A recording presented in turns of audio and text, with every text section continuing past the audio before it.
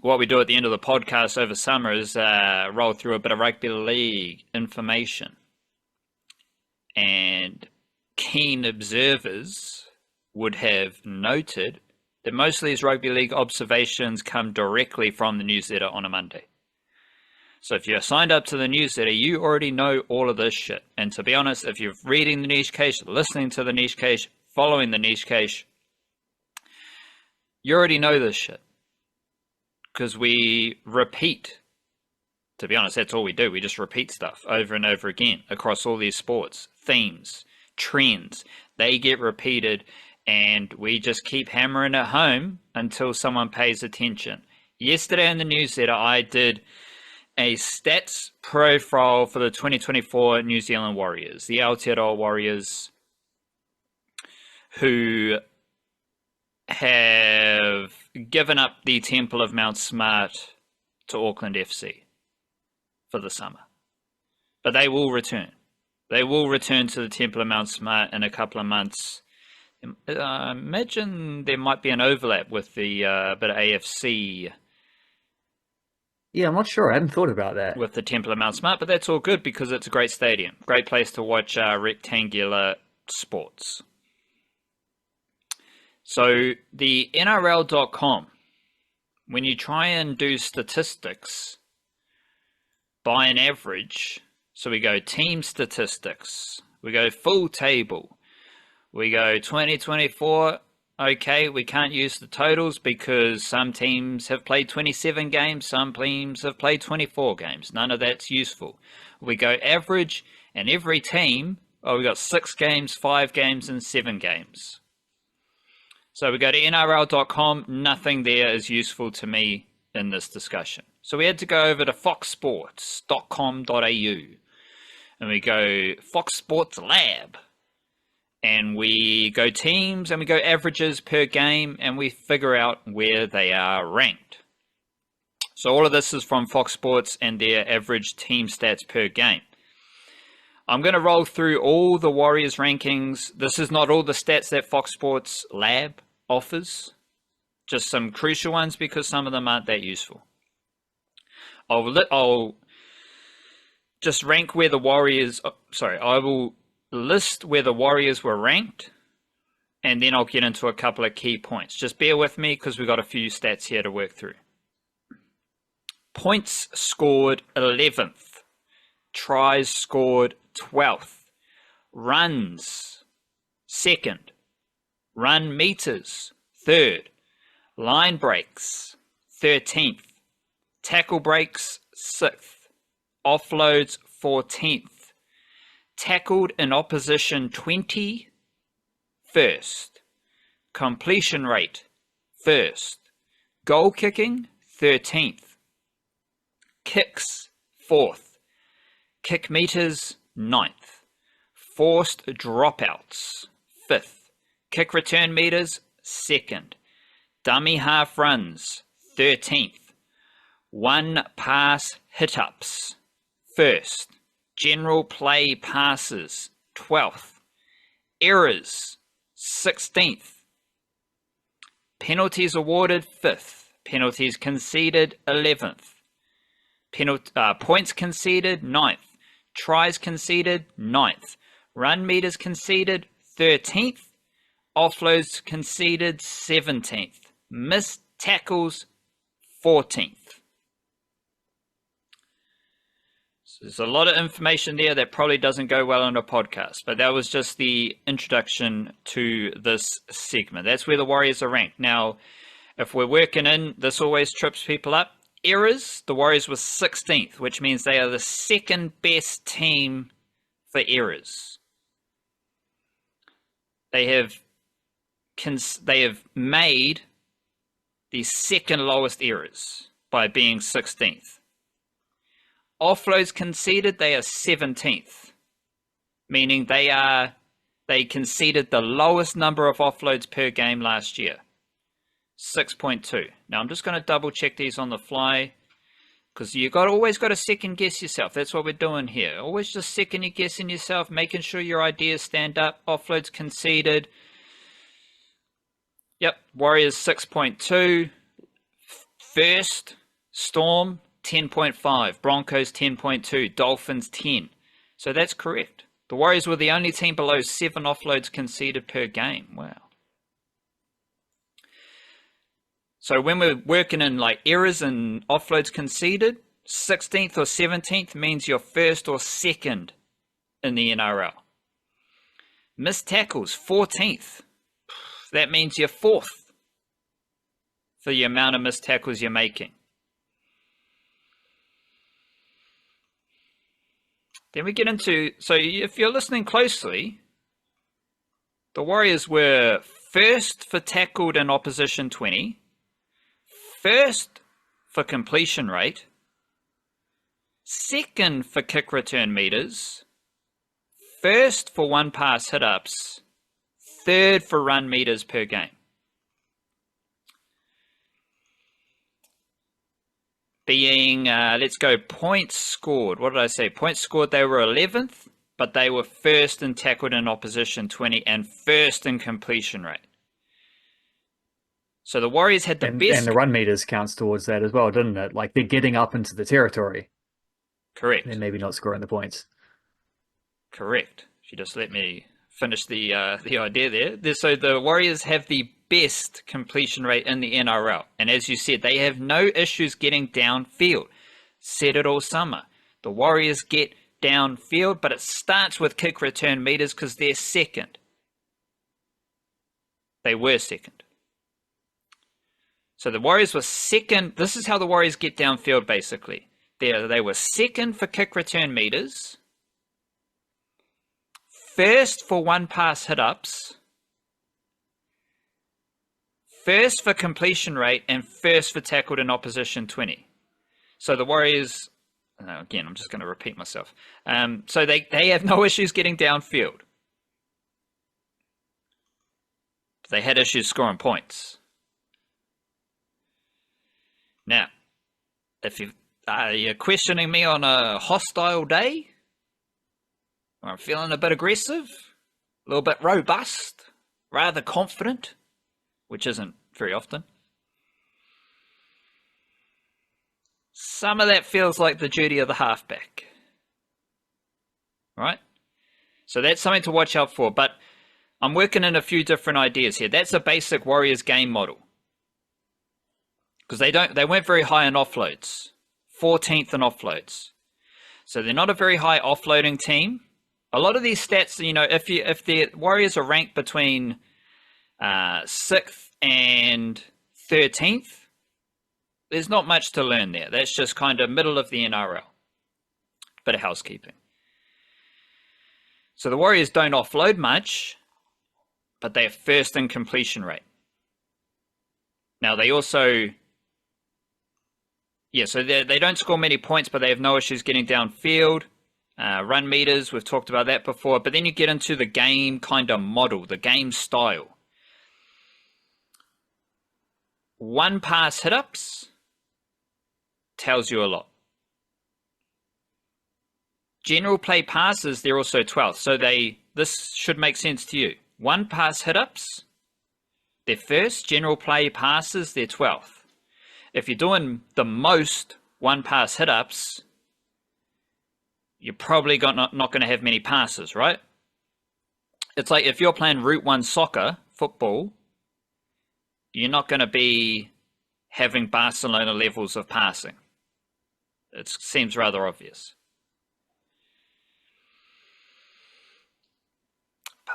Kind of losing my train of thoughts here. But that goes into your completion rate. If you're making one pass hit ups, you're going to be completing high. And obviously, high completion rate means low errors. None of that smells like a bad team. Again, I'll repeat, the Warriors were third in run meters. I'll take out the tackled in opposition 20 because I'm not sure that's a good stat. Third in run meters, first in completion rate, second kick return meters, second in the fewest errors, the best team at limiting offloads. and pretty good 4th for the fewest missed tackles. Like, none of this tells you that the Warriors were bad. To be honest, the way I view the stat profile makes the Warriors feel like a better team than my memory was, which is in tune with my beliefs about the halfback. Because everything around it was pretty good. They were getting downfield. They're going through their process. They're getting to where they want to get. They're getting down to the 20-meter line. But they just didn't score many points. They were 12th, they were 11th for points scored and 12th for tries scored. But they were still 6th for tackle breaks. So they were 6th for tackle breaks, but 13th for line breaks. So again, they're not scoring as many tries, not scoring as many points, not getting the line breaks, but they're able to get downfield and they're able to bust tackles. You talk so I can catch my thoughts. Well, that's really interesting, the way in which that paints such a clear picture, just looking at those stats of exactly how they go through their sets of, get the ball from the kick, you run it back hard, a lot of one-out passes, quick, speed around the ruck kind of stuff. We flip it off to a runner, he runs it up. Normally it's their outside backs doing a lot of this work as well. And then they get the ball forward. They don't make a lot of mistakes. They get into the opposition 20. And then they run into a brick wall because they don't have the finesse to turn that territory into points, which I think does align pretty clearly with how I remember that team. I won't say his name. But good, they went through a few different. They had a lot of players in the halves, because I don't think it's just the halfback. The halfback bears the most responsibility, but your 5/8 is doing a lot of the creativity. Your fullback's getting forward doing some creative stuff. Your dummy half is doing some creative stuff as well. But then when the halfback wasn't playing, they also won games. When one of their halfbacks wasn't playing, they won a few games. I mean, they beat the Penrith Panthers in one match with a supposedly weakened team. So they were an up and down side. They were a team that was capable of some big highs, and also they had a couple of just abysmal, horrendous defeats in there as well. So that doesn't sound like a bad team to me either. It just sounds like an inconsistent team, and maybe a team that never quite figured out the right formula in every position, because they had the basis of it. They had the blueprints there. They just didn't quite have the stuff on top of it. And part of that was because what worked for them the year before gets scouted and nullified by opposition teams who have a better idea of how to counter that, or how to counter him in this team. Perhaps is still no names, but there's no way you look at those stats, and I mean there's no way you look at those stats and think that's a platform that disappears from season to season. Like, that's still going to be there. It's just a matter of, can you find something else on top of it? The one reason I hesitated is because they have lost Adam Fanua-Blake, who was the main meter eater in that team. But I mean, they've signed James Fisher-Harris. He's not going to come in there and put up Fanua-Blake's stats in terms of run meters, but he's going to enable other guys to pick up stuff around him as well. I don't think anyone's looking at that as being in any way weakening the team, even though they've lost one of the 5 best props in the game, replaced him with one of the 5 best props in the game. All right, sweet as. In fact, that might even give them a little bit more of that finesse, perhaps. Maybe. Well, we'll see. That's hard to predict that stuff now, but they should still have that same identity, right? Like, they should still have that same ability to roll through your meters early in the set, get a bit of a roll on, get your territory. And then the question of the offseason is, what can you do with your halves pairing and your sort of creative players to make sure you rank a little bit higher next time in points scored? Because if you're not in the top 8 for points scored, you're probably not going to be in the top 8 for standings either. And points scored means tries and goal kicking. Yes. That's how you get your points. And the Warriors were 12th for tries and 13th for goal kicking. To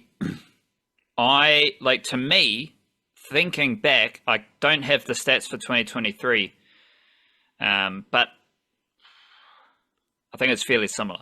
Like, yes, you would have scored more points. I would guess so. They would have conceded less points, but the Warriors still, like, it's the Webster model pretty much, which is a bad version of the Panthers model. High completions, get downfield, and just keep working off over the opposition that way. But my hunch is that in 2023, they would have been higher in general play passes because you had a lot more razzle-dazzle in how the middle forwards were passing the ball.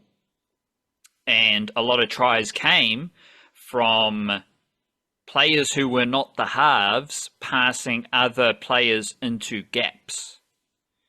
Tohu Harris, Dylan Walker, Adam Whanua-Blake, like those type of characters were putting other dudes into holes. Wade Egan around the ruck as well. So I think you might have seen a few more general play passes, but you also had a fairly consistent team week in, week out. Last season, I think Webster had to adapt his general style of footy to the players he had who may not have been capable or prepared to do everything that he wanted in the same way that a consistent roster in 2023 was able to do. This is another impressive little pocket, though. Penalties awarded, 5th. Penalties conceded, 11th. So the Warriors were roughly, this isn't true, I don't think, but they were kind of almost top 5 for penalties awarded, top 5 for fewest penalties conceded. I think they were 6th for penalties conceded, fewest penalties conceded.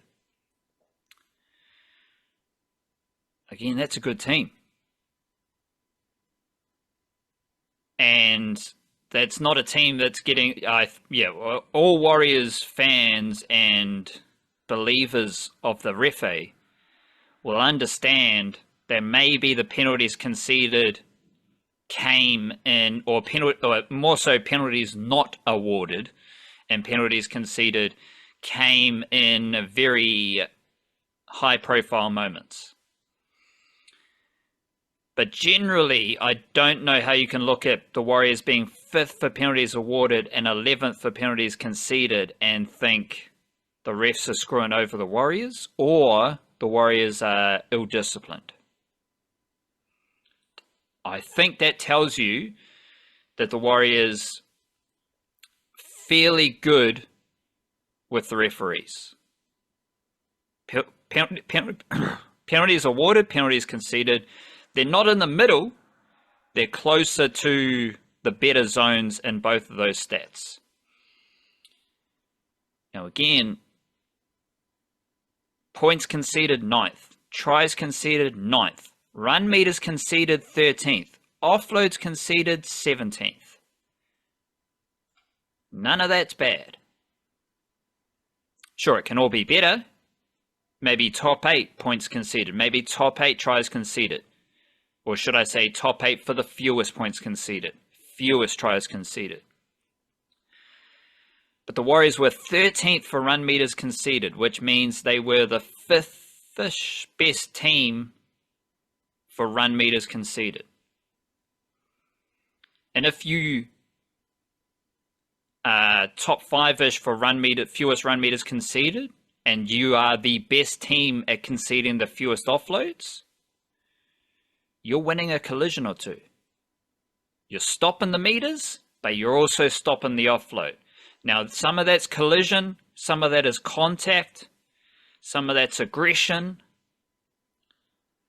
I think a bit of it is wrestling. And I'm a big believer in the Warriors wrestle. Obviously, you got Kai Kara France coaching their wrestling.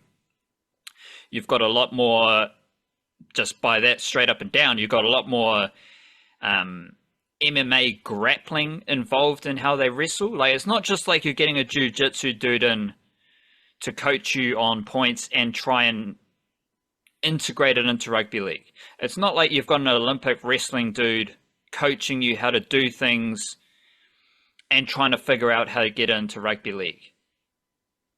The Warriors have a wrestling coaching, wrestling skill development and coaching area,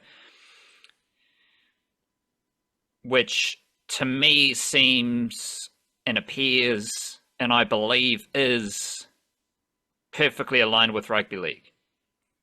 Because now you've got Kai Kara-France doing a couple of seasons of it. It's not like you just got a wrestling dude coaching rugby league players on key points about wrestling and grappling. Now you've got Kai Kara-France instilling a grappling system that is designed for rugby league and the Andrew Webster style of coaching. I'd argue that is evident in run meters conceded, offloads conceded, because all of that's grappling. Well, not all of it. A decent chunk of it is grappling, yeah. You also mentioned the James Fisher-Harris, and I did a Friday newsletter. So all these Warriors stats were in the Monday newsletter. Friday newsletter, I rolled through James Fisher-Harris's stats over his 5 consecutive grand finals for the Panthers. Lost the first one, won 4 in a row. Obviously, he's from Aotearoa. He's the man. Now he's with the Warriors. I don't know if there's a way for me to read this out that makes him a point. Generally, his season stats and all these things, in these 5 seasons, all fairly similar. There's a sharp decrease in his meters per game, going down every year. 2020 lost the grand final, 179 meters per game. That goes down every season to 128 meters per game. He's had, one season there with 54 tackle busts, but it's his only season over 40. He's had one season in there with 32 offloads, but it's his only season with more than 20 offloads. He's been between 91 and 96% tackling in all those years. Winning percentage, 87%, 88%, 91%, 83%, 70%. I feel like you could twist those stats in any direction. My key takeaway is that it's just fairly similar. But the running meters per game are dropping, so they're not necessarily similar. But that brings me to my main point. There's nothing really statistical about Fisher-Harris. There's something we've talked about previously, and you just highlighted it. With Fisher-Harris, we're trying to measure mana. And I'm just a half Pākehā, half Palangi dude who is trying to measure mana. This is it's a tricky task for me to measure mana. Stats don't measure mana. So the only thing we can do is wait to see how the Warriors play. How the presence of James Fisher-Harris impacts those around him. The only way to measure mana, well, you can't measure mana, but the only way to get a gauge of mana is to see it, is to watch it. And if you're not at the Temple of Mount Smart and you're watching through the tally, you should still be able to feel it. Because you're watching the team, and then how do you feel when you're watching the team play with Fisher-Harris in the team?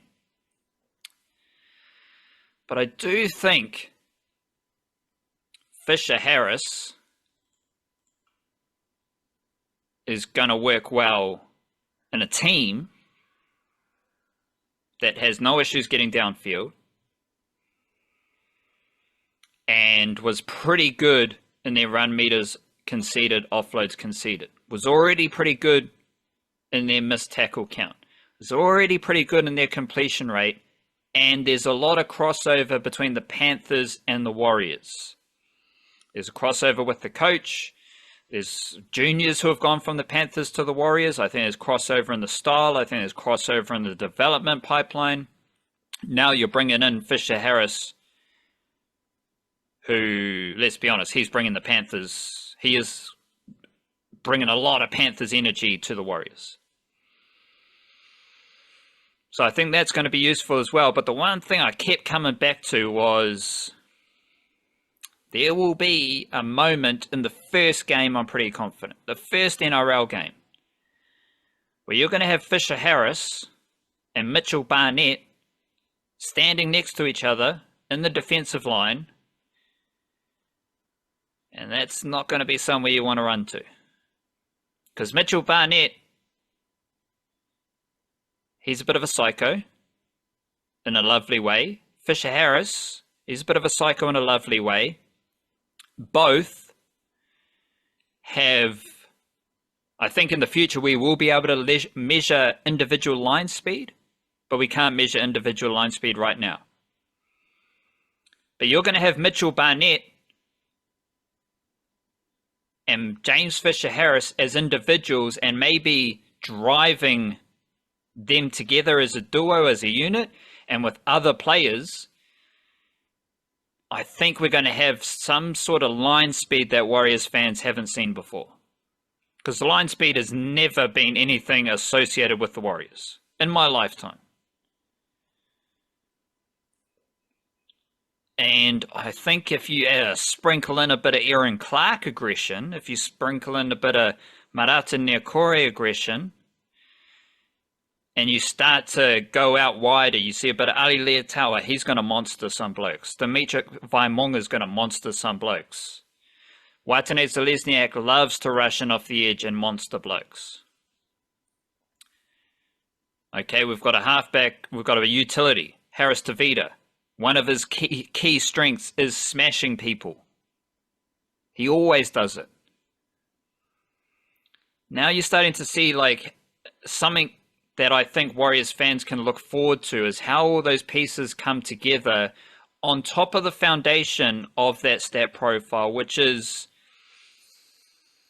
it's not spectacular.